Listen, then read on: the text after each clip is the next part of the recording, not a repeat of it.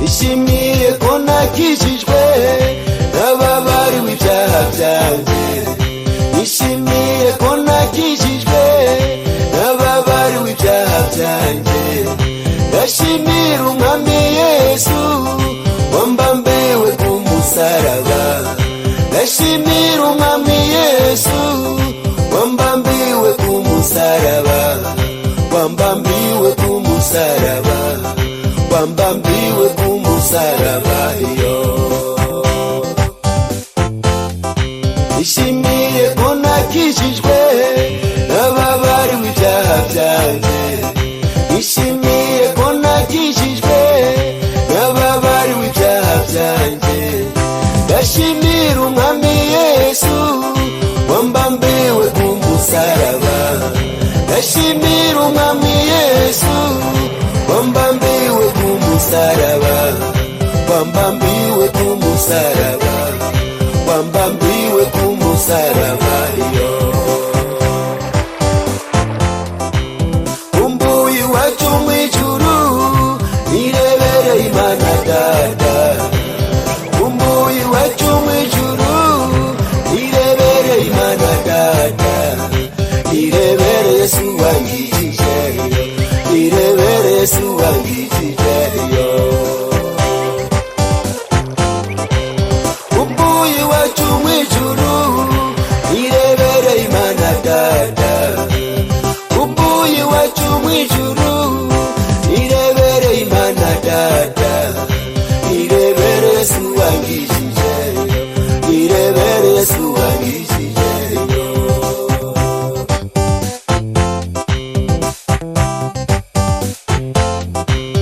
Umbuye iwacu mw'ijuru nirebere abagose yandeme, umbuye iwacu mw'ijuru nirebere abagose yandeme. Indirimbo z'abamarayika, indirimbo z'abamarayika yo. Umbuye iwacu mw'ijuru nirebere abagose yandeme, umbuye iwacu mw'ijuru nirebere abagose yandeme. Indirimbo z'abamarayika, indirimbo z'abamarayika yo.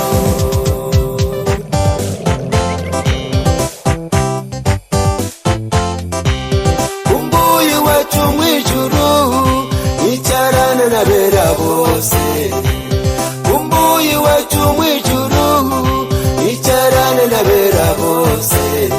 Sinzongera kuri rukundi, sinzongera kuri rukundi yo.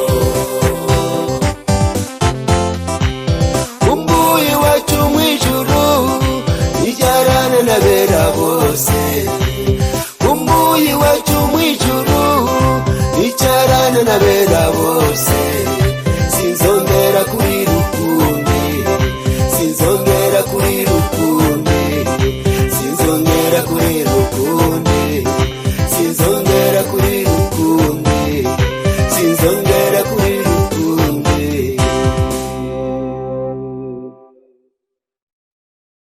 Y'ururirimbo tumaze kuririmba, tusome ijambo ry'Imana sanga mu butumwa bwiza umwami wacu Yesu Kristo ijuru mu izina rya Yesu. Reka rero dusome ubutumwa bwiza bw'umwami wacu Yesu Kristo ko bwanditswe n'intumwa ye yitwaga Luka mtakatifu, ibice 24 cyangwa 24.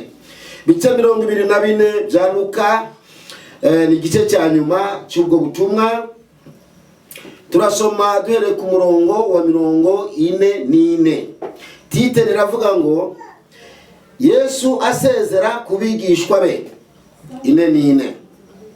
Maze arababwira ati, aya ni amagambo nababwiraga nkiri kumwe namwe, yuko ibyanditswe kuri nje byose mu mategeko ya Mose no mu byahanuwe no muri Zaburi bikwiriye gusohora. Maze abungura ubwenge ngo basobanukirwe n'ibyanditswe. Ati, niko byanditswe ko Kristo akwiriye kubabazwa no kuzuka ku munsi wa gatatu. Umva umurongo ukomeye cyane w'ubutumwa twahawe abavuga butumwa, murongo wa 47. Kandi ko kwihana no kubabarirwa ibyaha bikwiriye kubwirwa amahanga yose mu izina rye, bahereye kuri Yerusalemu. Umva, nimwe bagabo b'ibyo cyangwa ibyabona by'ibyo, kandi dore ngiye kuboherereza ibyo data yasezeranye, ariko mugume mu murwa kugeza ubwo muzambikwa imbaraga zivuye mu ijuru. Haleluya. Umva umurongo wa 50. Abajyana hanze abageza i Betaniya, arambura amaboko hejuru abaha umugisha. 51. Akibaha umugisha atandukanywa nabo, ajanwa mu ijuru. Tuvuge ngo amina. Tubanze kugira ngo tubone uko twicara cyangwa dukomande, tubanze dusome simba gato urangize Yohana yose uje mu byakozwe n'intumwa igice cya mbere. Byakozwe n'intumwa igice cya mbere. Igice cya mbere byakozwe n'intumwa igice cya mbere murongo w'9 turarangiriza ku murongo wa 11. Asigaye mwicare tuje mu ijambo. Byakozwe n'intumwa igice cya mbere murongo w'9 kugeza ku wa 11. Umva ngo amaze kuvuga atyo azamurwa, bakimureba igicu kiramubakingiriza. 10. Bakiraramye batumbira mu ijuru, akigenda abagabo babiri barababonekera bahagaze iruhande rwabo, bambaye imyenda yera. 11. Barababaza bati, yemwe bagabo b'i Galilaya, ni iki gitumye muhagaze mureba mu ijuru? Yesu ubakuwemo akazamurwa mu ijuru azaza atyo kuko mubonye ajya mu ijuru. Tuvuge ngo amina. Uwiteka Mana Data, mu izina rya Yesu rufite ubutware, niwe Mana, niwe Uwiteka ryose, niwe waremye ijuru n'isi n'ibiriho byose, ukoresheje iri jambo ryawe dusomye. Mwami Imana, urema n'abantu mu ishusho ryawe, uturemye mu cyondo mu gitaka, ukaduhemeramo ubumana bwawe, bigatuma umuntu yitwa akamana gato. Twebwe abantu butwitwa utumana duto kubera inusu igice cy'ubumana wikuyeho ugashyira muri iki gitaka. Niyo mpamvu dukora byose tugaragara tubona mu isi. None rero iri jambo ryaturemye nta numwe yarisobanura uko bikwiriye, ariko tureke kibanza cya mbere Mpwemu Yera abari wategeka, abari watwigisha, abari wavuga nanjye avugana n'amatwi y'abumva n'abazumva hirya iyo, abantu bamenye ngo iri jambo ryo ryaturemye, kandi ubutumwa Mpwemu Yera abari wabusobanurira ababwumva n'abazabwumva. Kuko njyewe ntacyo ndicyo, ndi igitaka butaka, amaraso buraso, magufa gufa, ariko Mpwemu Yera avugiye muri nje. Haleluya. Ijambo ryagira urikura imitima yacu naho ritwerekeza, tukagendera muri iyi si tuzi ko atari iwacu, ko iwacu ari mu ijuru, kandi ku mwami wacu ko yagiye niko azagaruka kudutahana iwacu mu ijuru ry'amahoro. Cyo gituma dukumbura ngo nkumbuye iwacu mu ijuru, kumbura iwacu mu ijuru. Naho mu isi turahari, turanahagorerwa, n'abafite ibitagenda n'abafite ibikururana baragowe, nabo barapfa, nabo barapfusha, nabo bararira, nabo bajya muri gereza, nabo bajya mu bitaro, ariko mu ijuru ry'amahoro. Haleluya. Nta gahinda kazabayo, nta mibabaro, kumbura kuzajya mu ijuru mwene data. Naho iby'isi ntibyiratane, ntibikuvane ku Mana, kuko n'iby'agahe gato. Mana, urakoze kutwigisha mu ijambo ryawe, ukoresheje Mpwemu wawe wera wadusigiye. Mu izina rya Yesu Kristo umwami wacu niko tubisabye, amina. Ndumva shimye Imana yacu, ndashima Imana cyane, ndashima Imana yaturemye, ndashima Imana yaturinze tukagera mu zabukuru, ndashima Imana yaduhaye agakiza k'ubuntu muri Kristo Yesu. Ndashima Imana yaturukiye mpwemu yera. Yesu amaze gutaha, mpwemu yera akaba ari watwigisha. Ubu tukaba turi mu ngoma ya mpwemu yera, tuvugishwa na mpwemu yera. Yesu ahabwa icyubahiro cyane. None ndabaramukije bene data, abumva n'abazumva kera ubutumwa. Amazina nitwa Pasteur Evangeliste Kimanuka Juvenal Musamewa, yani Bujumbura, sengera mishengero ry'Urutare cyangwa Église du Rocher kubumva igifaransa. Turashima Imana rero ko Imana dufashije ikaduha ubutumwa bwayo kuva kera tukiri abana. Ubutumwa tukabucurarangira mu mabarabara, abantu bumva ubutumwa mabarabara, mu masoko, ku makabari. Ubutumwa tubushira no mu maeglise, mu nsengero. Ubutumwa tubashira ku makaseti ngo bugere ku bantu, kandi bwageze ku bantu mu myaka ya kera. Za gaseti zikigezweho, aho viriye kuri ku murongo haza amasede dushiraho ubutumwa bw'indirimbo n'ubutumwa n'indirimbo bibona. Abantu barumva ubutumwa, buke tukagura amafurashe tukashiraho ubutumwa bubona n'indirimbo. Abantu bakabandanya kumva ubutumwa, twandika ibitabo, abantu barumva ubutumwa. Ubu twuguruye channel ubu kuri YouTube kugira ngo ubutumwa twahawe ntibutugumemo, kuko Yesu yabwiye Yohana ngo ubutumwa bwose nabwishuriye si ubwawe, tubwigumisemo buvuge amahanga yose abwumve. Abantu bazikuramwo imigwi ibiri, abezwa babandanye bezwe bamaze kumenya ijuru, bamaze kurikumbura. Abagoma mu byaha babigumemo, kuko Yesu aravuga ngo ndaza vuba. Mu Kiswahili niho bivugika neza ngo naja upesi na ujira wangu pamoja nami ili kumulipa kila mtu kama ilivyo matendo yake. Nifuje kuko utaziarihwa cyangwa impera, utazahabwa impera gutabwa mu kiyaga cya kumura. Mwene data wamaze kumva ubutumwa, ubwo uzahabwa impera yo kujya mu ijuru kwicarana n'abera bose, uririmbira Imana uri kubona abamarayika. Yesu ashimwe rero. Reka tugaruke ku butumwa. Ubutumwa dusomye harimo n'ubutumwa na titere yitwa ngo kumenya andi masezerano twarongeye mu gupfa no kuzuka kwa Kristo. Amina. Kumenya andi masezerano twahawe kubwo gupfa no kuzuka k'umwami wacu Yesu Kristo. Haleluya. Kwifurije kumenya mu masezerano. Utagumana amasezerano y'amazu n'abagore n'abagabo n'imiduga n'amavizo kujya Amerika, ariko ntugire isezerano ryatuma uzicara mu ijuru kubwo gupfa no kuzuka k'umwami wacu, kuko ni hagakiza kacu gashingiye. Agakiza kacu twebwe abakristo gashingiye ku rupfu, gupfa no kuzuka k'umwami wacu, abamwishe bakongera bakamubona. Yesu ashimwe rero. Tubandanye rero. Aha twasomye ubutumwa bwiza bwanditswe na Luka bice 22 murongo wa 44 kugeza murongo wa 51. Tukajya mu byakozwe n'intumwa tugasoma umurongo gice cya mbere umurongo w'Icyenda kugeza 11. Ni igihe Yesu yari yaramaze kuzuka akataha ajya mu ijuru, bamurabisha amaso y'inyama, amaso y'igitaka. Kwifuje kurabisha Yesu amaso yo mu mbwemu, ariko uzanamubona imbona nkubone mu izina rya Yesu.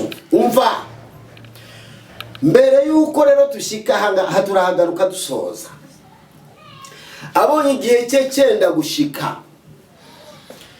gushika ubwo twagiye mu butumwa bwiza bwanditse na Yohana ibice 17 cyo gice cyose yakimhejeje ari kwisengera, agasengera n'abagororotsi cyangwa abigishwa biwe bari kumwe nawe n'abazavuka nyuma, bo batwebwe bakimanuka n'abandi bose bazavuka nyuma yacu bose. Umwami wacu arabasengeye, ari kwisengera, agera igihe ahindura isengesho. Ngo twariye ku murongo wa mbere w'igice cya 17, ageze ku murongo wa 11 arasenga ati, Data, ubu rero igihe cyane cyo kugaruka iyo uri kirashitse, kirageze. None rero ababo bari mu isi, singubwira ngo bakuremo, ntibarakora ibyo nabatumye, kuko wantumye niko nanjye mbatumye. Ariko ubarindire muri rya zina rya wampaye, ariryo rya Kristo Yesu, ngo babumwe nguko natwe turi umwe. Mwene data unyumva, ndakwifuriza kugira ubumwe na mwene so musangira urugendo ruja mu ijuru, kuko urugendo ruja mu ijuru twashikayo nta madini. Reka nta madini. Haleluya. Ndumva byishimo biri kuza kabisa kubwira ijambo. Amina. Asengera abigishwa natwe, ariko ageze ku murongo wa 20 gice cya 17 mu byibuke cya Yohana, ageze ku murongo wa 20 n'uwa 21 aravuga ngo, kandi data sindi gusengera ababonyine bari imbere yanje, ndasengera n'abandi bazanyizera kubera ijambo bazavuga. Mwifurije niba utarizera iri jambo ritume wizera umwami, tuzajyane mu ijuru. Ngo n'abandi bazakizwa bazanyizezwa n'ijambo aba bazavuga, nabo ndabasengera ngo babe umwe nguko nje ndi kumwe ndi muri wewe data, nawe ukaba uri muri nje. Nabo abo bose bariho none n'abazanyizera hirya, bazavuka hirya, nabo bazaba umwe muri twe. Haleluya. Cyangwa ngo iri jambo ryumve mwene data, iyo wamaze kwizera Yesu ugaheba bwa busambanyi, bwa bubeshi, bwa busuma, bwa buborerwe, za nzangano, bwa bwibone, bwa bwicanyi, za ngeso za kameremere zose ukazikuramo, ukumva mpemu yaratuye muri wowe. Haleluya. Icyo gihe umeze guterera mu buryo bw'impemu. Icyo gihe wowe uri muri Kristo na Kristo ari mu Mana, n'Imana iri muri Kristo. Twebwe abakizwa nyabo tuba turuvange, turi gicucumiye hamwe. Twebwe bakizwe neza, pana mu bukizwa bwa pirate bwambudutse uyu munsi. Umuntu agakizwa ashaka ibi biboneka byo kwisi. Ibyo kwisi narababwiye ngo kora n'amaboko uzobibona. Naho gusenga no kugira ngo tugire ubushuti na Kristo wacu, icyamaze no kugira ngo nitwava muri iki kitaka tuzataha iwacu mu ijuru ry'amahoro. Kwifurije kuzataha mu ijuru ry'amahoro mwene data. Arasenga ngo barumwe muri twe nguko turi umwe twese, ari abakizwa, ari Kristo, ari Papa Imana Data, twese tubikivange uko wafata ushaka gukora ubuyi, ugafata amasaka, ugafata ifu y'amasaka y'ibigori bya kawunga, isoya, ukavanga n'ibindi, ukavanga hakavamo ubuyi. Uko niko Yesu ashaka ngo twebwe abakizwa na Kristo n'Imana tube turi uruvange. Amina. Mpwemu Yera abigisha iryo jambo, ko numva sinarishobora kuryinjiza, ariko Mpwemu Yera aryinjize mu izina rya Yesu Kristo umwami wacu. Amina. Ubwo bumwe Yesu adushakira rero nibwo twabuze. Niba wumva uyu munsi abapasiteri bitwa abakozi b'Imana bari ku ruhimbi, bayobora intama z'Imana, bababwira kuzajya mu ijuru, bafatana mu mashingo, ukumva ubusambanyi bwagwiriye mu nsengero, mu bikorwa by'Imana, mu baririmbyi, mu badiyakoni, mu bakozi b'Imana, abapasiteri, umenye ngo ntabwo twakiriye Yesu nk'umwami n'umukiza. Niba ubona inzangano zaragwiriye mu nsengero, bahanana amarozi, ariko barahana amarozi, abandi batangana kwa Nyabingi, abandi batangana ikuzimu, batuma badayimoni ngo baje muzadufatira uriya mungere, muzadufatira uriya mukozi w'Imana mu impwemu ye, muzamuramutse gusa mwisize amavuta y'abadayimoni, muzaba ibisazi bizahita bimufata, tuzamuzana ikuzimu. Nukuvuga ngo abo bose bari mu rusengero kubera iki? Nta rukundo, nta bumwe. Kandi ubwo bumwe Yesu we yabuvuze nk'itegeko, icyagezwe muri Yohana bice 13 murongo wa 34 n'35. Yesu yabwiye abo bigishwa, timbahaye icyagezwe cyanjye, itegeko ryanjye nuko mukundana nguko nabakunze. Nimwakundana nguko nabakunze, niho isi yose izamenya ko muri abigishwa banjye nyakuri. Haleluya. Ubu ndarira, arega abantu benshi batagikizwa, bavuga ati ndajya muri iryo shengero ko nambara ubusa nabo bakabwambara, ko siga umunwa nabo bakawusiga, ko siga inzara nabo bakazisiga, ko nimosha ngogosha ingoye ngashyiraho amarangi nkidekora nk'ijini nabo bakabikora, ko njya kurondera ibisuko by'amameshi by'amadayimoni ko nabo babikora. Ndende kubera iki twatumye abandi badakizwa? Abo nibo Yesu yavuze ngo muzabona ibara ishano mw'abafarisayo mwe mwitwira ngo murakijwe, ariko mugahagara mu muryango ntimwinjire mukabuza n'abandi kwinjira. Bifurije kwinjira twese mu izina rya Yesu.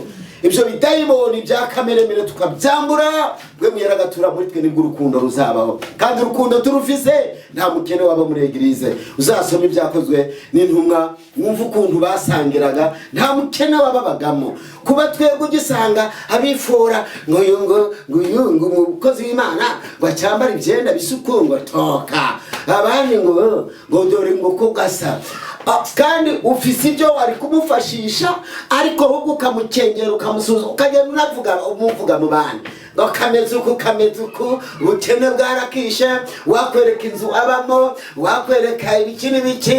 Ni ukuvuga ngo wabuze urukundo nawe uri igipfu. Yugira urukundo wari kubona mwene so amerewe nabi ukababara mu mutima, ukifuza ahubwo n'icyamufasha, ukaba wakura nako wari gutamira nawe ukakamutamika, ariko urukundo rwarakonje. Abantu benshi ubu n'ibipagani biraho mu mashengero, ariko Imana idutabare upagani butuvemo, twezwe n'amaraso Yesu, twemeye duturemo, aduha ubumwe. Ishengero ryose rigira ubumwe. Ishengero mvuga si ishengero ry'urutare ndimo, si ishengero rya Pentecote navukiyemo ngakuriramo Imana ikambera mwizigabirano zose, nazanye no mu ishengero ry'urutare no mu yandi mashengero hose aho tuvuga ubutumwa. Ni ubutumwa nahawe mu ishengero navukiyemo rya Pentecote, ni Imana yampaye ubutumwa. Kandi iri jambo Yesu yavuze ngo aho twasomye muri Luka ibice 24 murongo wa 47, ko kwihana ibyaha no ko bari ibyaha bikwiye kubwirwa amahanga yose mu izina rya Kristo. Umurongo wa 48 ngo nimwe ninyi ndinyi wa shahidi wa neno hilo, nimwe mutegerezwa kujya kuvuga ubwo butumwa. Ubwo ni muri uwo murwindi. Hari abibaza ngo wavuye muri Pentecote ujya, oya wavuye wagiye kuvukora. Mbifurije kutahura ubonye mu Pentecote yamaze kugira ijambo rihiye, yabwira abantu ntumuzingazingira mu mutima, mubwira genda duga imisozi, niho uzaburi gukora muri viziyo ya Kristo. None ushaka ngo ngiye ahandi ngo naba naguye, waguye se wagiye gusambana. Kora bikorwa by'Imana bigeze ku bandi niba ko kubifise, niba ukijwe by'ukuri ntabwo waguma. Yesu aravuga ngo nimwe byabona, nimwe bagabo bazabibwira abahanga, kandi muhereye Yerusalemu mukagenda ujya Samariya kugeza ku mpera y'isi. Yesu ashimwe. Wowe uragumana agakiza mu ishengero ryanyu uzenguruka nk'inyoga ruzi, uzenguruka ubwo ngo ugize ngo muri viziyo ya Yesu. Wamaze gukizwa neza, ukumva ufise umuhamagaro, ufise ibyo wabwira abandi, haguruka ubivuge, komeza ucecetse. Yesu nibutse umumama ejo watwigishe mu gatondo hariya muri Eglise d'Iroche, atwigisha ingene Isaka yagiye mu aho yarari mu Filistia mu inka zinyweramo amazi.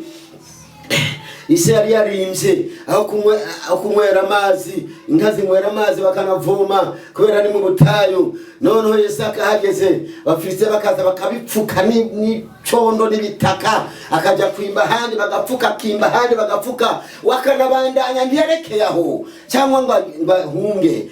Yageze igihe bazabona n'ubundi yabandaje gukora, yabaza kumusaba imbabazi.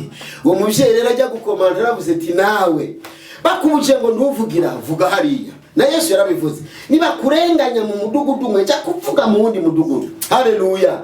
Ntuvuge ngo ubwo banze ko nigisha ngo ubwo kanje ceke basi. Uzabwira Yesu se ko bakubujije kuvuga. Umurima w'Imana ni munini, banze vugira mu ibarabara niko Mana mpamva. Shira kuri YouTube, ufise amahera genda usaba umurongo kuri televiziyo, usaba umurongo kuri radio. Imana impe abazamfasha kweri shaka umurongo kuri radio no kuri televiziyo utumwa tuvuge byanze ugura YouTube iyo narayo numvaga ari ubutumwa ari kumba kana narabwakiriye. Yesu amumpezagirire. Yesu ashimwe rero nitwe bagabo bibyo byo kubwira abantu kwihana no kwezwa kubw'amaraso ya Kristo. Yesu ashimwe. Tubandanye rero murongo wa 49 arababwira ati noneho nimwe bagabo bibyo. Amena. Cyo gihe nigihe yarakiri kwisi tubuze rero urukundo twari gukora muri vision ya Kristo. Basi reka rero gice cya 17 cya Yohana tukivemo tuje mu kice cya 18 ko turashaka kugera mu rupfu no kuzuka kwa Kristo. Turi buvuga umubabare yagize ahubwo turavuga ibyiza yatugejejeho mu rupfu rwe no kuzuka kwe. Yesu ashimwe rero. Ubwo mu gice cya 8 tugeze mu gice cya 8. Gice cya 8 cya 18 mumbabarire munyihanganire n'ubusaza burimo. Igice cya 18 cy'ubutumwa bwiza bwanditswe na Yohana umurongo wa 4 kugeza ku murongo wa 8. Tusanga Yesu ari mu gashyamba k'Getsemane ngo amenye ibyenda kumubaho, amenya ko baje kumufata, ngo afata abigishwa baraza basanganira bicanye, ngo babageze iruhande n'imuri n'ibihiri n'inkota, bafashe abasirikare baje n'abakuru b'amadini buzuye aho n'abambari babo bo mu rugo n'abayaya n'ababoyi, yewe bafashe n'abandi kubirabo abari kunyuzoga bose bakoze igitero kinini cyane. Tarige twashatse kumwica biratunanira n'ubundi dushaka ingufu nyinshi, nubwo Yuda yemeye kumuduha ariko tuzi ko ari umunyenkomezi. Nawe wera uyu munsi umenye ngo Yesu ni umunyenkomezi, Yesu ni umunyambaraga. Twahatswe ku mugabo w'umunyembaraga, nako tutegezwe ko abanyembaraga mu izina rya Yesu. Akibona bari gushakisha ngo arihe muri iryo joro arabaza ati none murashaka nde? Baramubwira ati ni Yesu w'i Nazareti dushaka. Ngo arabareba ngo ni njyewe. Akibabwira ngo ni njyewe abarebesha ijisho ry'ubumana. Abarebesheje ijisho ry'ubumana rirabahumira, bose basubira inyuma bikubita hasi bagaramye. Ndagushaka ngo nawe uje mu mpemu cyangwa ibyo bita logique mu bavuga igifaransa ubyumve nawe nubwo utari uhari, wumva ko kaga bagize wowe uje gufata umuntu kukuraba mu maso ukagenda ikigongogongo mukagwa mugaramye, wumve ubwo buremere bwari buhari. Umva ngo yongera arababyutsa, bamaze kubyuka jya muri logique yabyo ubyumve nawe, bamaze kubyumva akanababyutse bagahagarara, ugeze ngo ashaka Yesu w'i Nazareti ariko batangiye kugira ubwoba. Arabwira tumva nababwiye ko ari jewe, kugira ngo mumfate mungire uko mushaka kuko ndazi isaha yanjye yashitse, ndabemerera mumfate ariko banze musinye dukorana amasezerano ko ababigishwa banje ntawe mukoraho. Nimwabyemera muramfata bishoboke, nimutabyemera ndimumfata. Amina. Ndakwifuriza kujya mu mpemu nawe ubyumve. Arega hano utabyumva ngo hari amajambo atanditse, hoya nawe byumve. Bakoze amasezerano baremera ati nibyo. Na niyo mpamvu nubwo baje kubona Petero bakanamumenya ko ari we ntacyo bamutwaye, kuko bavugaga ati umwami waracyari kandi twasezeranye ko ntacyo dutwara bigishwa. Nitumufashe wabona duhindukanya hanga Yesu yaduhindukana. Babona ko Petero koko ari umunyagalilaya ari kumwe nabo n'umwigishwa we, ariko nubwo yayihakana ntibamufashe. Yagiye hirya ari hereri inkoko zibitseti ararira ati mwami mbabara. Yesu ashimwe rero. Ubwo rero ababwiye ati niba mushaka kumfata mureke abigishwa banje bagenda amahoro. Baramwemerera ntacyo tubakoraho, ngaho rero nimumfate.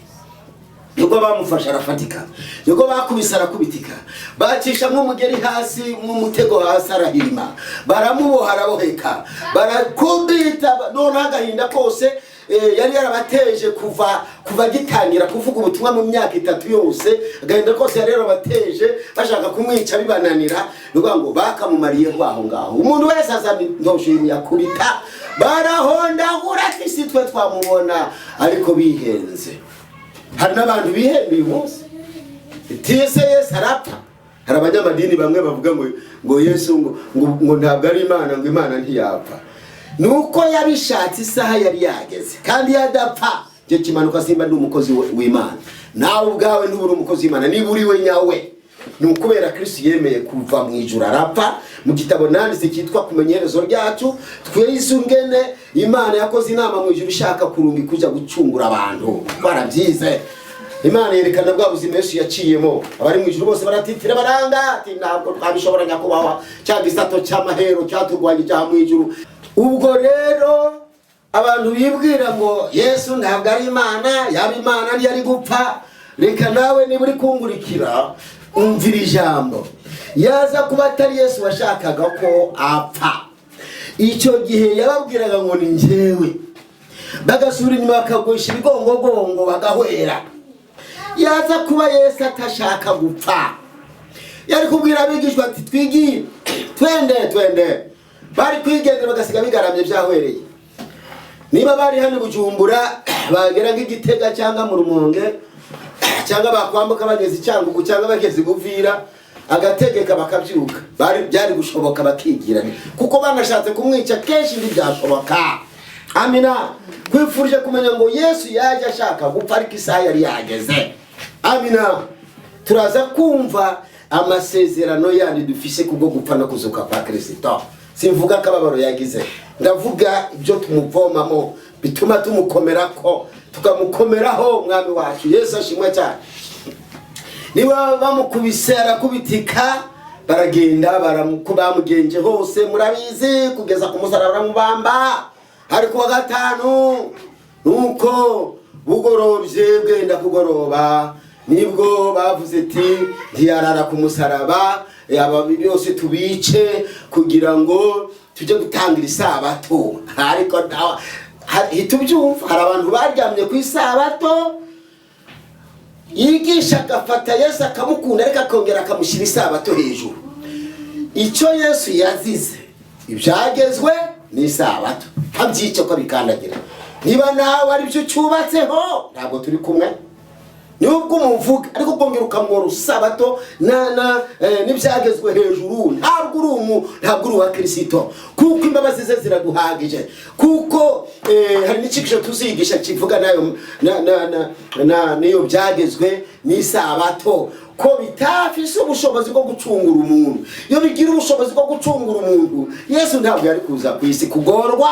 Byo nabyo bimenye, ubuntu bwe bwonyine buraduhagije, kuko isabato n'ibyagezwe ntibyatumye abantu bava mu byaha. Ibu kuko yabwiye abo babitegekaga abaherezi, abatambyi n'abafarisayo n'abanditsi, muzabona ishano mwandyarya mwe, mumeze nk'amakaburi, mumeze nk'imva bashiringwa hejuru n'amarangi ukabonera merameta, ariko indani yuzuye amagufa yaboze n'inyo zinuka. Nuko mumeze.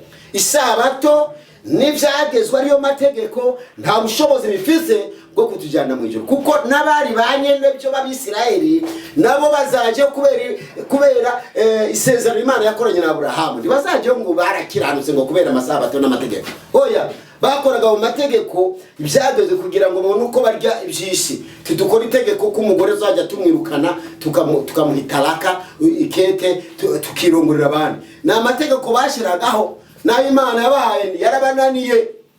None se nduzi ko bahoraga bakubita, Imana yabona bayinaniye ikabarungika ubundi bwoko bukabakubita bukabatwara minyago. Ibyo murabizi. Sabato ntagakiza karimo, byagezwe ntagakiza karimo, gakiza karimo kwemera kwezwa n'amaraso ya Kristo. Haleluya. Bifurije mwese kujya mwezwa n'amaraso ya Kristo. Yo nyine hari ubuzima ukirate utafatishije amaraso ya Yesu, ntabwo turi kumwe. Ariko imbabazi iracyari wazihana basi urupfu rwakugose, nabyo ndabibasabira. Yesu ashimwe cyane.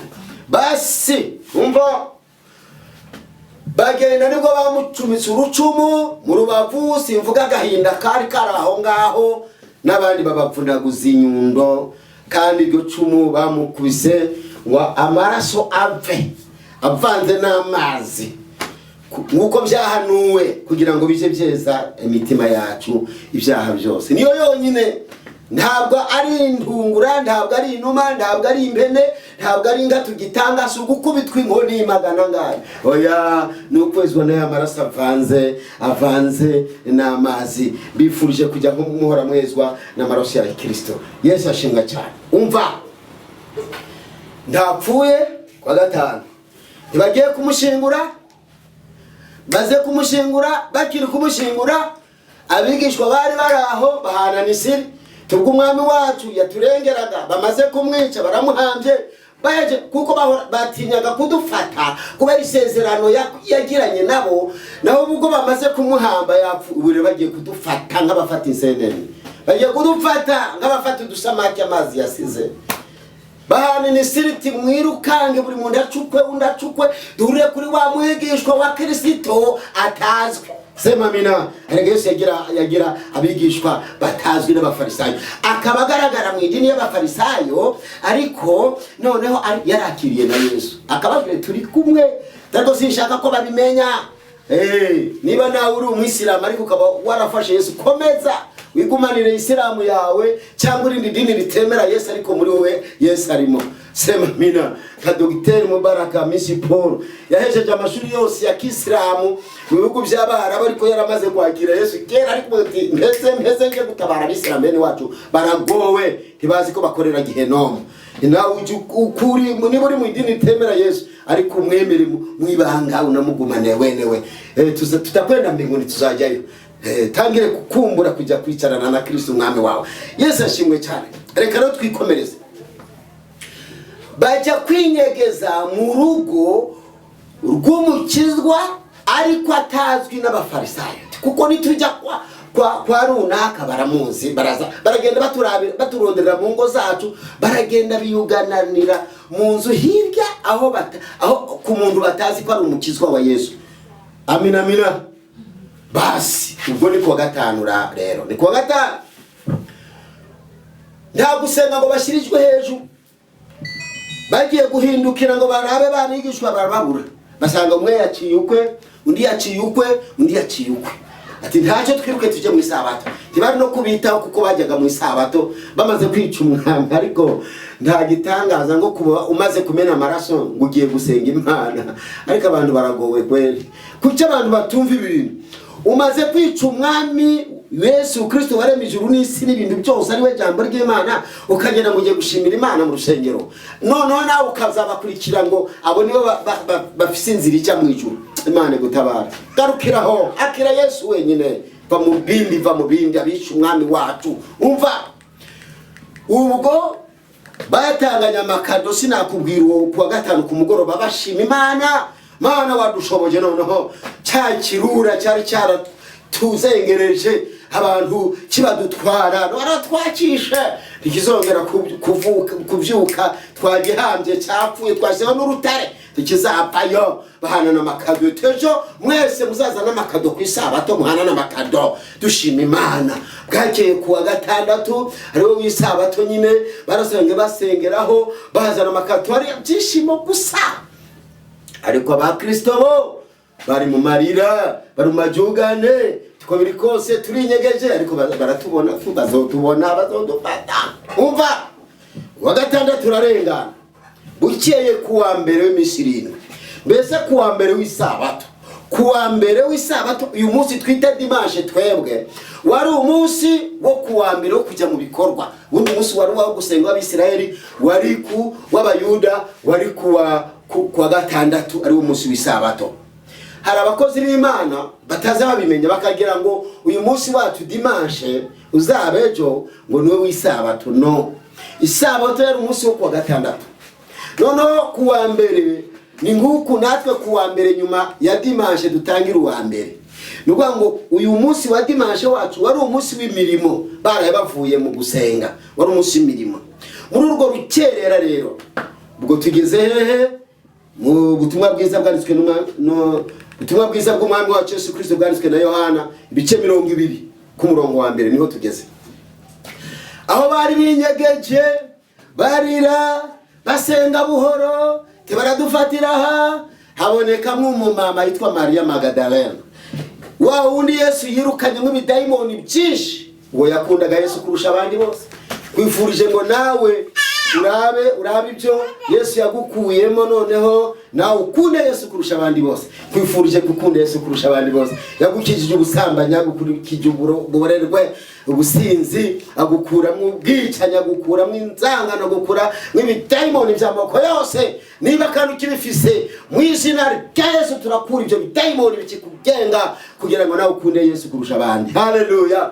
Uwo mumama aravuga ati kambyuke mu rubungabunga, afata icupa ry'amavuta ashyira mu bitenge, amavuta mota neza kuko yari n'umukire, yakundaga Yesu ko yamukuye mu ibyo bidayimoni. Yahoraga yibaza ati Yesu yataza, yo ndahura na Yesu mbamba mu kaburi, mbamba mu marimbi. Ariruka ati kangende hatarabona, kuko bari bazi iti bukeye hakagira umwigishwa agaragara batuzi, basi twese twaba duheze, kuko yahita avuga aho bene wabo bari twese bakatumara.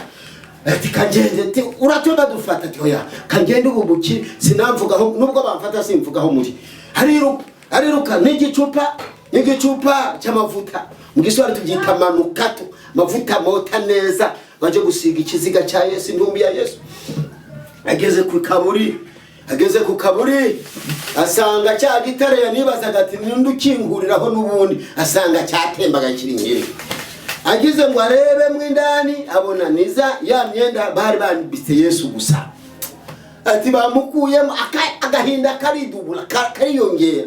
Simubonye ngo musiga amavuta basi. Agaruka yiruka, asanga bene wabo ho binyegeje. Etarega mwami bamukuyemo ntabwo umubiri we ntabwo arimo. Ati abandi kajugarika bakeshe. Petero aracumuka ati kanje yonge kureba, nubwo dutinya ko badufata. Ngo n'umuhungu n'umusore Yesu yakundaga cyane, ubwo abandi bamusobanura uko bashaka, ariko nta na kimwe nje ndavuga ibyanditswe. Ngo n'umusore Yesu yakundaga cyane bavudukana na Petero, abandi baratinya ati batanyifatira, kandi babafate mwe mugiye nimuvuga aho turi, mureka mupfe mwenye nimuvuga aho turi. Bariruka, no wa mama waje kubabwira abiruka inyuma, bamurusha amaguru. Ngo kagahungu kakere gato karusha Petero, kabarusha bose amaguru, kagera ku kaburi, kumva vuba kareba imbere, kabona koko ni imyenda gusa. Kaza kiruka gahura na Petero, ati Petero muze garuka, byo wa mama yavuze nuko nta urimo, ntumbiye bayijyana ikiziga bakijyana. Petero ananirwa gusubira inyuma. Wa muhungu agera no kuri wa mugore yo bamusize inyuma, nawe akizapfundagurika yihanagura amarira n'ibyuya. Nuko nawe byumve nyine je mu muhemu, byumve ubabone mu muhemu ryo bw'imwama. Umungo mama subirayo, ibyo wavuze n'ukuri tiho yasinsubirayo. Ubugaraje aza nawe wa mama. Petero hageze we yinjira mumva neza, afata ku mpuzu zari zifusinzwe zenze ku mutwe z'imwambitse. Petero ati n'ukuri bamujyanye, none agahinda kariyongera. Agishokamo kubitana na wa mama ati tutahe ibyo wavuze n'ukuri turabibona. Mama ati nje ntambaraga mfise zo gutaha, ati ndahicara bahanyicire. Niba wemera guhicara ntuze kuvuga aho twihishe, udatuma batumara kuko bari kuduhiga, kuko umwami wacu yaturengera bamaze kumwica. Tega amatwi, gira ibyizigiro nubwo bamwisha ariho. Amina. Umva bari yirukangira ati burakeye, bari yirukangira Petero na wa muhungu, basiga Maria Magdalena aragaruka. Urumva niwe wagiye kubabwira ko nta urimo, yongera ajya mu kaburare, ntarebyemo. Abonamo abagabo babiri bambaye impuzu zera, ibishura byera cyangwa amakanzu yera. Umwe aho umutwe waruri, undi amaguru yarari, ariko bakayangana, bamushyiramo n'agahugi. Ntiyanabyibuka neza, bimera nk'uri mu ndoto. Urumva ati wa mugore we urarizwa n'iki, urashaka nde? Barabwiye ati banyakubahwa, ari mwe mwakuye umwami wanjye aha mu kaburi, munyereke aho mwamushyize, musiga amavuta. Ubwo abaretse bayigendeye mu gashyamba kari aho ku busitani. Babariho ndi gusoma kuva mu gice cya 20 cya Yohana, ubutumwa bwiza bwanditswe na Yohana here ku murongo wa mbere. Cyo kice nicyo ndimo. Yesu ashimwe. Ubwo ageraje mu gashyamba abona umuntu w'umuzamu. Tekera nawe umuzamu we, uwo muzamu aramubwira ati mugore urarizwa n'iki, urashaka nde? Umva nawe uko umuntu wabona ko ari umuzamu arinda agashamba nijoro ko yaba yambaye ikikote n'ibirato byakavunja ndetse n'inkoni cyangwa n'umuhoro ndetse n'umuhoro n'inkoni. Umva uko umuzamu yakwambara n'ikigofero. Urashaka nde? Urarizwa n'iki? Ambwira ati nyakubahwa, niba ari wowe wakuye umwami wanjye hariya mu kaburi, mumva nyereka aho wamushyize, mukureyo musubize mumva, musige n'amavuta. Abona ntamwitayeho. Mariya Magadalena uwo muzamu ntamwitayeho. Nawe ari ku muzamu atangira kwironderera mu gahuru karaho mu gashyamba karaho, arondera ikiziga cyinshi bagishize. Akiri kurondeza, Yesu ashimwe cyane, akiri kurondeza yumva wa wundi yitaga umuzamu amuhamagaye mu izina no mu ijwi Mariya Magadalena azi. Yumva arambwira ngo Mariya. Haleluya. Acyumvira ngo Mariya, yumva n'ijwi ry'umwami we Yesu, arahinda mukira, asanga atakira umuzamu. Haleluya. Asanga arasayangana, tiburya n'umwami wanje we, waramwita ngo Rabuni, bivuga ngo mwami wanje. Agiye kumufata biranga, aramubwira ati ndi wamfata ntaragera kwa data mu ijuru. Reka tuhasome banyakubaha. Ibice 200 bya Yohana, tusoma umurongo wa 17. Ibintu biraryoshe ariko hayigo bazabyumva bakabihana agaciro. Ibice 200 umurongo wa 17. Duhere ku murongo wa 16 tugeze kuri 18. Yesu ashimwe cyane. Murongo wa 16 n'uwa 17 niyo dusoma aka kanya nyene. Ku murongo wa 16 Yesu aramubwira ati Mariya. Arahindukira. Hano bituma wumva ko yari yamuretse yibereye mu gashyamba arondeza. Ngo arahindukira aramwitaba mu Ruheburayo ati Rabuni, risobanura ngo databuja. Haleluya. Yesu aramubwira ati ntunkoreho kuko ntarazamuka ngo nje kwa data, ahubwo jya kubwira bene data yuko nzamutse ngiye kwa data ari we so, kandi ku Mana yanjye ariyo Mana yanyu. Tuvuge ngo amina. Aya ni amasezerano abiri. Niba wasomaga ntubyumve, noneho mwe yera bikumvishe. Aya ni amasezerano abiri akomeye. Aramubwira ati ntungoreho nubwo uri kumfata, ushaka kumpobera, ushaka kungundira bikanga. Ntiwangoraho ngaraje gutanga raporo kwa data. Haleluya. Ahubwo nguhaye ubutumwa, irukanka ubwire bene data aho binyegeje, ubabwire ko wambonye kandi ko nduze ngiye kwa data ari we so. Fata iryo sezerano.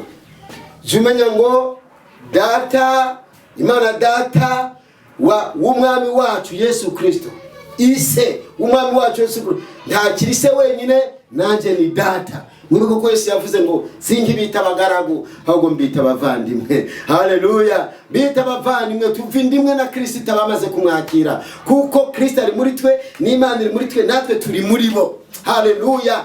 Uhereye umunsi ujye umenya ati Imana ni data. Haleluya. Imana ni data. Amina. Arongera ati kandi ngiye ku Mana yanjye ariyo Mana yanyu. Babwire ubwo nibwo butumwa bubiri gusa. Babwire ko nzamutse ngiye kwa data ari we so. Ubwo ni ubutumwa kandi bikabisezerana ko Imana ari data. Icyaka ubutumwa bwa kabiri, ngiye ku Mana yanjye kandi iyo Mana yanjye niyo Mana yanyu. Sema amina. Ubwo butumwa bubiri, amasezerano abiri mu gupfa no kuzuka kwa Kristo, ndagira ngo uzafate nk'ankama mwene data, uyafate nk'ankama, uje wibuka ku bwa Kristo, kubwo gupfa no kuzuka kwa Kristo Yesu umwami wacu. Imana ni data, Imana ni Imana yanjye. Haleluya.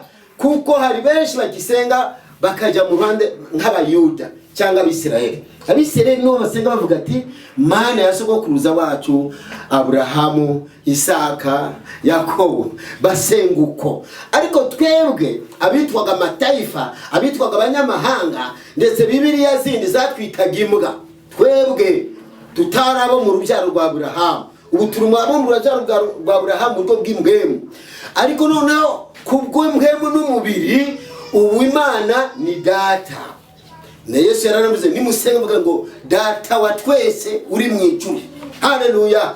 Agira iryo sezerano kandi ngwifurije kuryumva ko Imana noneho ni so. Imana ni Imana yawe. Jya usenga uvuga ati Mana data, Mana yanje, Mana data wa twese, ndaje imbere yawe mu izina rya Yesu. Ibyo uvuga byose uheze uvuga ngo mbisabye Imana data mu izina rya Yesu Kristo. Uzaba ubaye gute? Uzaba umeze ngo wandika message. Wanditse message ukamara kuyandika ukayirekeraho ntiyagera kuri nyeneyo. Ariko wayanditse urondera izina rya nyeneyo ugapyona ya message kagenda. Igihe nawe uzaba uri gusenga Imana data ukaza kuvuga ngo amina, uzamenye ngo message ntigiye. Kuko Yesu aravuga ngo icyo muzasaba data cyose mu izina ryanje, haleluya, nzagikora kugira ngo izina rya data rihabwe icyubahiro. Amina. Kandi cyo muzasaba data muzizere ko mugihawe nubwo kitaraza kizoza. Yesu ashimwe rero. Iyo wasenga rero ujye uvuga ngo Mana yanje cyangwa Mana data mu izina rya Yesu Kristo, urungitse message ku Mana kuko bica kuri Kristo. Bidaciye kuri Kristo kandi ari we nzira, ari we kuri, ari we bugingo, ukabicisha handi unahomba. Cisha kuri Kristo. Haleluya. Yesu abampezagirire abumva ubu butumwa kabisa. Nuko amasezerano abiri uyacakire. Hasigaye rimwe ryuko Yesu azagaruka kudutwara. Amina. Umva ubwo rero Maria Magdalena murongo wa 18 ariruka rero anarira, ariko uzibinyamuneza neza ajya kubwira abigishwa uko ababwira bamucyaha akavuza induru, ariko mbonye umwami, umva ibyambwiye babwira. Ntibabyumvaga, baramucyaha ahubwo bakavuga ati bya bidayimoni byamugarutse, bya bidayimoni Yesu umwami yari amwirukanemo byamugarutse. None ko ari wowe uje kutubwira ko adahari, natwe tukajya tugasanga adahari, wakongera kuvuga gute ngo wabonye umwami? Yesu adutabare cyane. Wakongera kuvuga gute ngo wabonye umwami?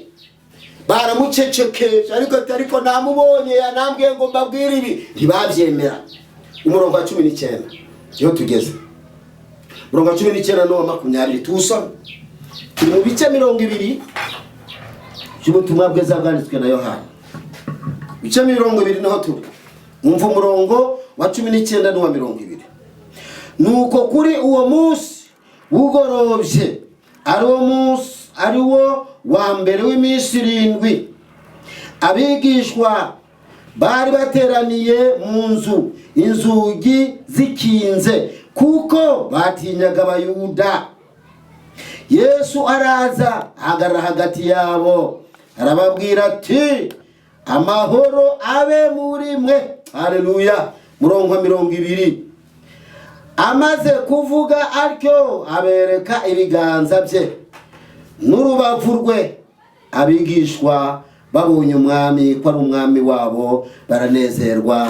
Tuduze ibiganza by'Imana cyubahiro. Haleluya, haleluya, haleluya, haleluya, haleluya. Yesu aduhezagire. Muri uwo mugoroba byari byagenze gute? Yesu akimara gutuma Maria Magdalena, Maria vuya Yesu nawe yarabuze abageze mu ijuru. Nitugera mu ijuru bene data, tuzabona uko Yesu yahahingutse avuye ku isi, yanesheje yaciye mu rupfaka ruvamo agasaha mu ijuru.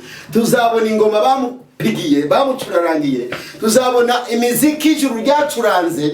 Bo abandi batinyaga kuza mu isi bose bakanezerwa, ariko bumva harimo n'akantu kubwo bati ntibibyumvikana ko yabanesheje bya bidayimoni byose. Ariko nguyu koko aranesheje, bose bishe imiziki bamucurarangiye. Ihangane tuzagere mu ijuru tuzayibona, bazatwereka ko yahingutse mu ijuru amaze kunesha. Bifurije kubyumva. Yesu ashimwe cyane. Nuko abonye bugorobye kuko abigishwa ntibari bari kwemera ibyo Mariya Magadalena ari kuvuga, kuko Yesu we yari ari mu ijuru ariko akebuka akababona aho binyegeje, yarakebuka akababona aho binyegeje mu nzu, batemera no gusenga, bacecekesha umwana wa mugore, baradufata baramenya aho turi. Mariya Magadalena ariko mureke mbabwira ubutumwa yambaye bamucecekesha. Yesu abonye bugorobye tikaje kubahumuriza Abayuda, jo nawe ubyumve, jya muri logique ubyumve, zari zugaye nta usohoka. Amina. Murazi ko inzu za gisirimu, inzu z'abazungu noneho byageze n'ahandi iwacu, inzu z'abakire ujya kwihagarika yihagarika mu nzu ntiri basohoka bajya kwirembo. Umva, tega amatwi ubyumve. Icyo gihe Yesu ngo babonye gusa ahagaze hagati yabo. Haleluya. Ngo amahoro yanjye abe muri mwe. Ugize ngo babyakiriye bose, kereka Mariya Magadalena niyo bari kuvuga ati yo nguyu naho mwanze nababwira mukanga, abandi bose bituraguye hasi. Bamwe ati n'umuzimu, harahandi twajya gusoma ariko ntitujayo, harahandi havuga ingene bayituraguye hasi ati n'umuzimu, abandi tuturahumiwe, abandi turapfuye, kugira ngo bamwemere ko ari umwami wabo koko wazutse. Yesu yatangiye kubereka ibimenyetso. Murabe mu biganza ko mutabona amazango vuza imisumari, arida gukura ikanzu, murabe rwa rucumu bandibuye hano mu kwaha mu ruraba, murebe za ngovu ku maguru, murebe ya mahwa bari banyambitse mu ruhanga.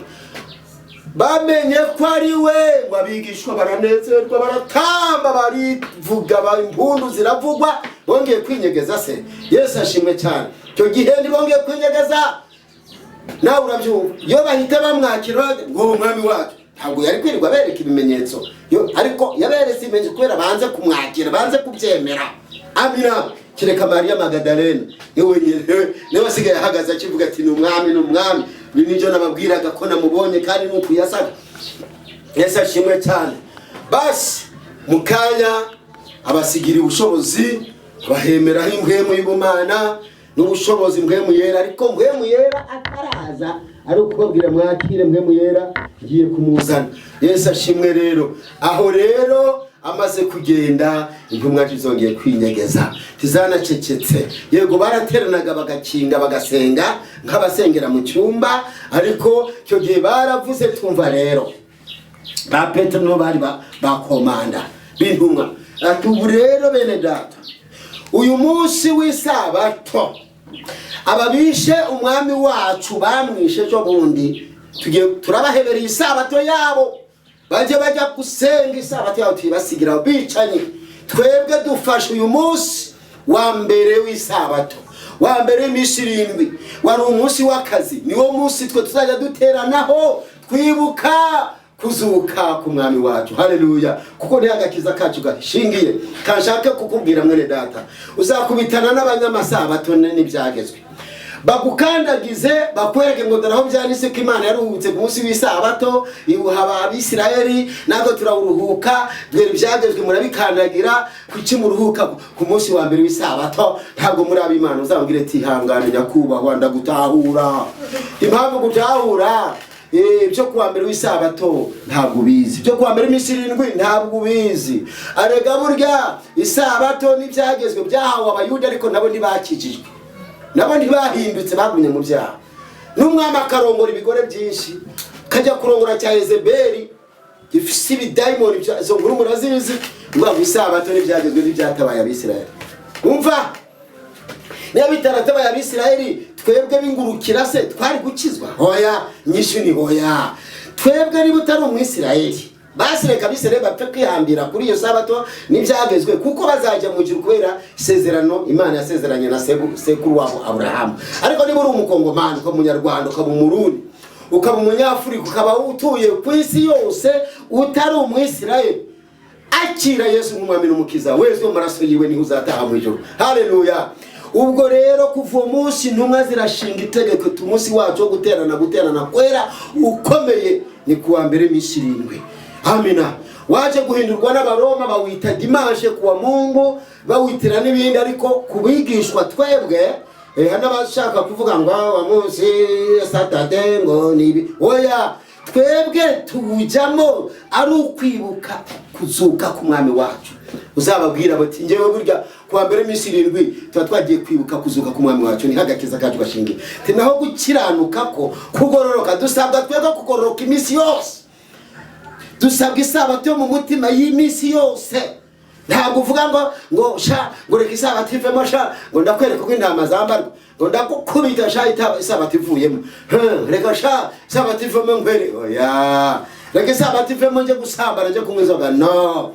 Kandi ibyo nimwabingisha impaka bene data nabanye n'abadife benshi ahitwa Igitarama mu Ruhango, benshi baranywa inzoga rwose, ariko umunsi w'isabato bose bakabatagatifu kandi arabapagani. Ubwo rero ntungangishe byagezwe na sabato, ushaka kunkanga nkangisha amaraso ya Kristo. Haleluya! Niyo yonyine afite ubushobozi bwo kutuma twogoga, kuko amaraso Yesu atuma mwema gutura, mwemu yera ariwe mwuka wera, niba zatukonkomura twamuri iki gitaka twogoga ikirere cyangwa urupfuruje tusosoroka muri iki gitaka, usanga abamarika baducurarangira. Narabyanditse mu gitabo murahiriwe ko mufire mwami Yesu. Ntabwo avuga ngo murahiriwe ko mwitondeye isabato n'ibyagezwe, oya. Cyangwa uje no mu byahishuriwe Yohana 14:13. Bana yumva ngo hahirwa abapfa bapfiye mu mwami Yesu kugira ngo baruhuke ubutame imiruho, kandi ibikorwa by'ubugororotsi by'ubukiranutsi bakoze bije baherekeje dutaha mu ijuru. Nta handi, nta mahirwe yandi wagira usibye gupfira muri Kristo Yesu, cyangwa gutwarwa na Mpwemu Yera abizeye Kristo. Yesu ashimwe cyane.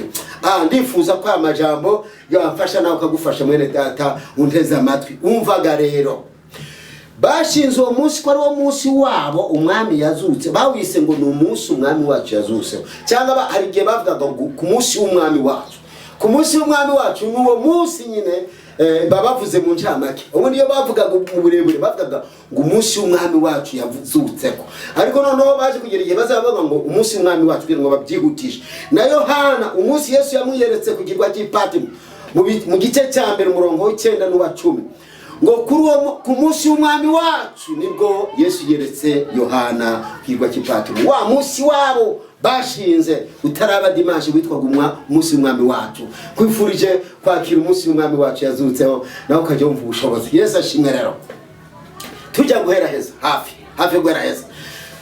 Yesu yabandaje kujya yereka abigishwa, murabizi, mu muhanda y'Emawusi, mu nyanja ya Tiberiya, n'ahandi akabasanga mu byumba. Ariko aho twasomye muri Luka 24 umurongo 44 hari mu cyumba, ariko umunsi Yesu ashaka guca urubanza rwari ruri Yerusalemu.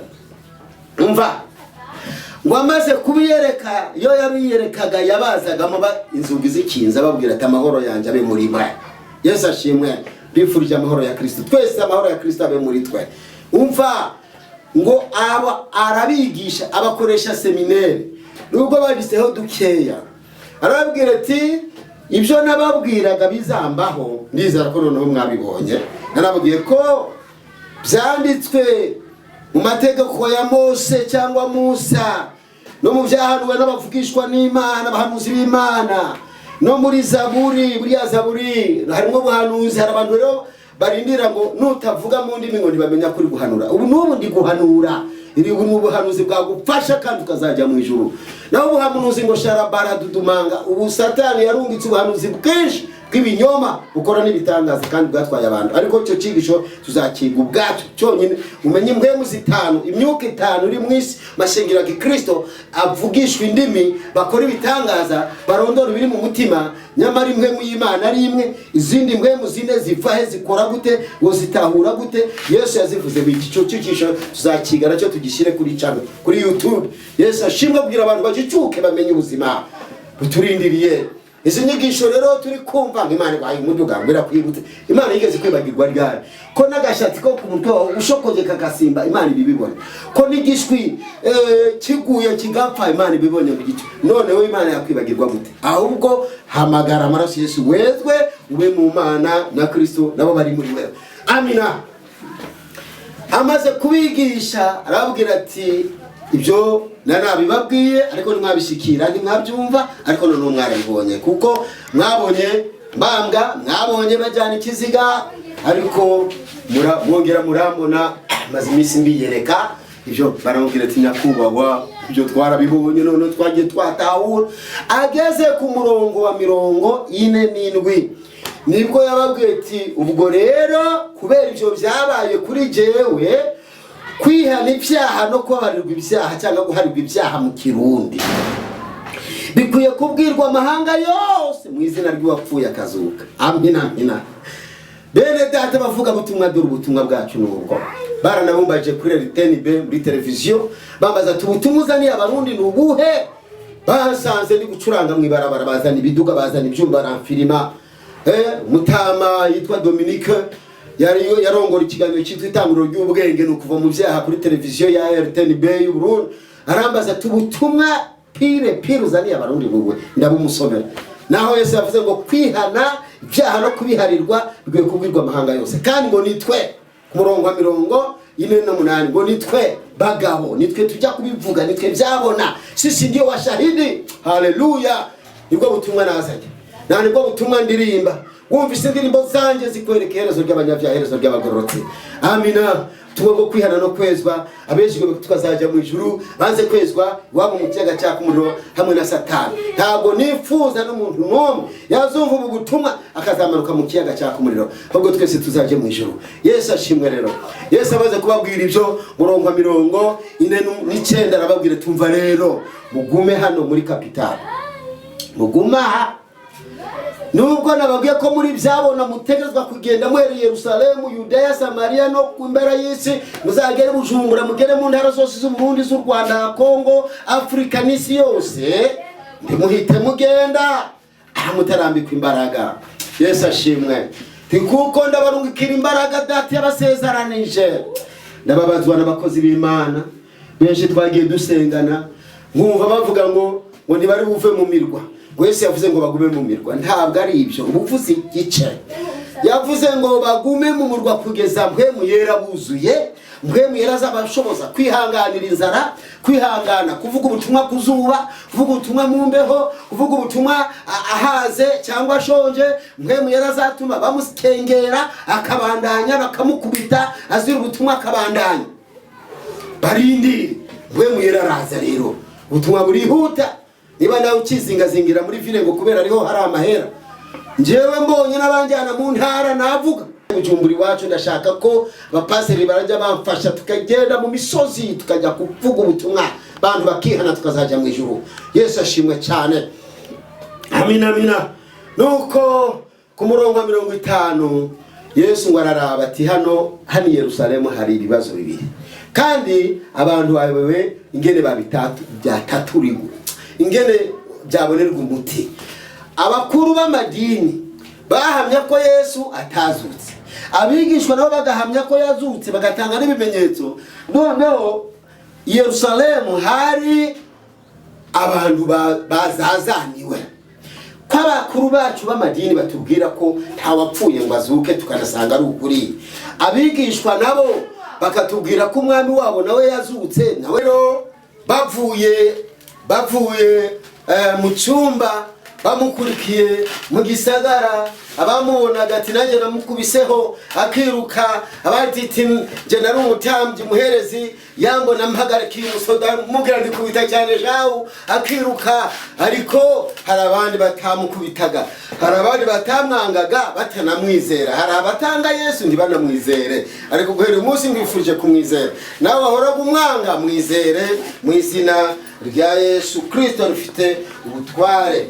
Izere Yesu, izere Yesu, izere Yesu mu izina rifite ubutware. Haleluya. Hari abakundaga Yesu, hari n'abatamukundaga ntibanamwizere, ariko ndwifuje kumwizera mu izina rya Yesu. Haleluya. Umva abagejeje i Betaniya, ubwo ntibari bakira abigishwa gusa, nawe urabyumva. Hari haje imbaga nyinshi muri vile, yewe na za mayibobo zari zihari. Avuga ati nanjye noneho namuteye ibuye ariko ntiyambonye, nanjye ndamukurikira tu, kuko hari n'uburyohe. Haleluya. Mpwemu wajyaga muri icyo gikundi kumva ibyishimo. Ngo 51 ngo abaha umugisha, ngo akibaha umugisha, uko abaha umugisha duga zamuka ngo igicu kiraza kijya hagati yabo bararamye. Sema mbina. Twasomye byakozwe n'umwe igice cya mbere umurongo w'Icyenda kugeza 11 ngo uko yadugaga ngo abigishwa n'abandi bose baraho kubera ubwiza bose bararama buri muntu yumva ati nanjye ndagenda. Mbese byari bikomeye icyamba ngo ubyumve, byari bikomeye, hari ingufu, hari imbaraga, hari icyo twita utukufu wa Mungu kwa lugha ya Kiswahili, ubwiza bw'Imana. Bakiraramye bose nta numwe atararaba hejuru. Kumbe mu bayisikoti bari kumwe na Yesu. Haleluya. Arega Yesu abantu bamubona ari wenyine, nawe yari kumwe n'ingabo z'ijuru. Abayisikoti bari kumwe nawe, kumbe yicishijisho babiri ati musigare muze kubaha ubutumwa bw'isezerano. Haleluya. Ngo bakiraramye ngo kumbe hagati yabo hari abagabo bari. Ko muraramye mwese muri aba mu ijuru, ntabwo muzi bibaye. Uwo Yesu mubona aduzwa mu ijuru, azamurwa mu ijuru, uko mumubonye azuduzwa mu ijuru, niko azagaruka. Yesu ashimwe. Niko azagaruka aje gukora iki? Aje gutwara ishengero. Kwifurije mubo Yesu azagaruka aje gutwara ishengero, nawe uzaburimo, nanjye nzabendimo, dutahe mu ijuru ry'amahoro. Yesu ashimwe cyane. Naba warihanye ukawumva nta ngufu, uyu munsi haguruka, hamagara amaraso ya Yesu. Ntabiri dukoresha, si ngufu, si ugutonama muri mikrofoni. Hamagara amaraso ya Yesu. Aho uri mu cyumba cyawe, hamagara amaraso ya Yesu, wiyeze, imbabazi z'Imana zizakugota. Haleluya. Umva ibyishimo by'Imana bikugose. Subira inyuma gato. Hariya yabwiye abigishwa ati ntimuva aha, ntimuzava i Yerusalemu Mpwemu Yera ataraza, ko ari wazadusobanurira, ni bazatwigisha ijambo ry'Imana tukaryumva. Arega ni nta Mpwemu Yera ntiwasoma ijambo ry'Imana ngo ryumve. Hoya, burya iyo urisomye ukumva uburyohe, ni Mpwemu Yera ari gukundisha. Yavuze Yesu ati Mpwemu Yera niyaza azabarongora mu kuri kose, azabibutsa ibyo navugaze tikari n'ibitaraba na mambo yajayo, atawapasha habari zake mu Kiswahili, mu Kirundi ngo nibigira bibe azabibahishurira. Haleluya. Uwo Mpwemu Yera rero adahari, nibwo umuntu yishira mu buvugishwa bw'ibinyoma kugira ngo arye amafaranga y'abandi. Mpwemu Yera atakurimo, nibwo ujya gushaka imbaraga satanike kugira ngo ukore ibitangaza, urya amafaranga y'abandi w'inyakubaho. Mpwemu Yera atakurimo, nibwo ushaka bakuvugishwaho imiduga n'abagore n'abagabo n'ibipangu n'ibyo kwisi byose. Ndakubwira ngo Mpwemu Yera namara kukwinjiramo azaguha kubumbwa. Haleluya. Azajya kwigisha ati ingene Imana yaremye umuntu mu gitaka, kirahaguruka kirabona. Mpwemu azabwira atarega wewe utume iki cyondo kibona kigenda kikora kivuga, niwasosorokamo kizagwa hasi bazagishira mu mva kibona, ariko wewe uzabaho iteka ryose. Noneho kuba y'amaso akibona n'ay'Imana niyo yayarinze, kuba amatwi yawe acyumva n'ay'Imana niyo yayarinze, kuba akanwa kakivuga n'ak'Imana niyo yakarinze, kuba amazuru hakirimo ubumana. Impwemu arega impwemu duhema n'iy'ubumana, niyo mpamvu idahera. Duhema impwemu y'ubumana, nk'uko turimo n'ubumana. Niyo mpamvu uhema kuva uri mu nda ya nyoko ukavuka uri uruyoyo uhema, kazagera mu myaka yanjye uhema, kagera mu myaka 100 ugihema. Ubumana ni uko ari ubumana budahera, gushika umunsi Imana izavuga ati wewe bumana nashize mu gitaka vamo, nibwo uzasohokamo kitaka nicyongere guhema. Yesu ashimwe. Bifurije kurongorwa na Mpwemu Yera, mbifurije kuvuga ubutumwa murongowe na Mpwemu Yera, mbifurije kuba bavugishwa abahanuzi muyobowe na Mpwemu Yera. Naho ibi bintu byo kwishiramo kugira ngo nawe urebe ko warya ku mahera, oya, tuzabyiga ikindi gihe, ariko mbifurije umuntu wese kurongorwa na Mpwemu Yera. Amasezerano Yesu yadusigiye nuko mu gupfa no kuzuka kwe byatumye Imana aba papa wacu, bituma Imana ya Yesu iba Imana yacu. Amina. Sezerano rya gatatu nuko yagiye, ariko tukaba turindiriye ko agaruka kudutwara. Ataragaruka kudutwara afise umujandarume yitwa Rupfu. ndirimba ngo urupfu si umwanzi ni intumwa y'Imana, atwara abahambaye n'aboroshye. Imana ipfa kuvuga ngo zanurya ntawe ugwana ntawe utanga igiturire, ahubwo gusa bapfira mwami Yesu. Kwifurije ngo niba ari n'urupfu uzagira amahirwe, tuzagira amahirwe yo gupfira muri Kristo Yesu, kuko narabyigishe mu kigisho cya mbere cyitwa ngo bapfuye bajya gupfira muri Kristo Yesu. Niho benshi babonera umuryango wo kuzabona Imana barabagororotse. Kubera iki? Yo ucyambaye iki gitaka kirimo amanyama, kirimo ubwibone, cyuzuyemo kurarikira iby'isi, kwihana birakunanira. Ariko benshi babona cyaga urupfu rw'abanyase rwabazingazinze iki gitaka kitagifisa amanyama, nibwo bona ati ndapfuye, ariko muzanira abakozi b'Imana. Uwo yo tuje aratura wese ntacyo asigaza. Ariko iki gitaka kigihahamiye ibyo ku isi, ntabwo umuntu yihana utuntu tw'ubusabusa akareka ibyaha binini. Ariko niyo mpamvu babwira nti amajambo muyumve ukizwe ni sawa. Gituma mvugira ubutumwa mwibarabara suvuga ngo byanga byakunda mvaho umuntu yakijwe, mba ndi guteragira amajambo basi azofasha bamwe mu myaka iri imbere bagakizwa bakaba abakozi b'Imana, cyange abandi bakanga gukizwa ngo bisira ryoshe, ariko urupfu rwamara kumuzingazinga ibyo kwisi byose byabaye umwanda, agahamagara abakozi b'Imana bakamusengera. Yesu ashimwe. Nuwi we kangubwira umuvuga butumwa, niwigisha umuntu si ngombwa ngo akwereke ko yihane, si ngombwa ngo yihane, no, muhijambo upfa kumwereka giheno mukamwereka n'ijuru. Nibwo butumwa abihanye ijuru, abanze kwihana giheno. Ariko bifurije ko Imana bariswa kabadata, Imana kaba Imana yawe kamana yacu kubera urupfu rwa Kristo kupfa no kuzuka. Cyagata kwifurije kuhora urindiriye ko umwami wanje azaza, kandi niyaza azasange niteguye.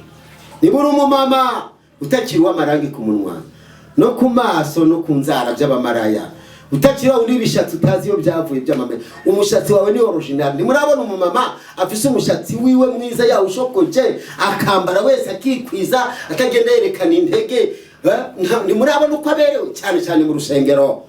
Abamama abigeme bifurije kwezwa n'amaraso ya Yesu, kwemera akabaturamo, azaje yabwira ko muri beza, nta bindi biremore bo muzishiraho, muzajya mugenda muziti Imana ishimwe yandemye neza ikandinda. Bifurije mwese uzagera mu ijuru ry'amahoro.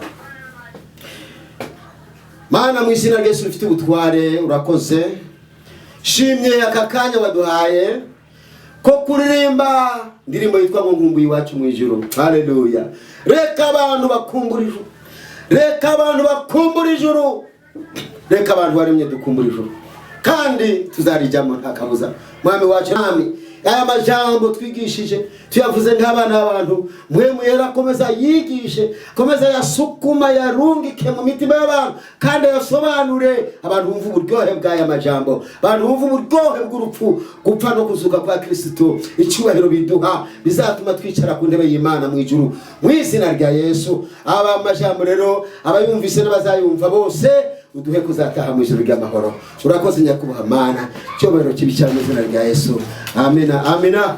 Kambahe nomero zanje, ndazi ko hari abazagira ibyo bambaza cyangwa munankosora, kuko umuntu ari kwigisha burya hari nubwo avuga akajambo katari ko, cyo gihe rero wakankosoramo. Ariko iyo uri umukizwa nyawe, ako kajambo umuntu kacitse umuntu siko wubakaho, wubaka ku majambo meza yavuze, ibyo yavuze ritari ryiza ukarireka. Yesu ashimwe. Ushaka rero kumpamagara, uwandika, ushaka kumpamagara twumvikane, wandika 79 898 001.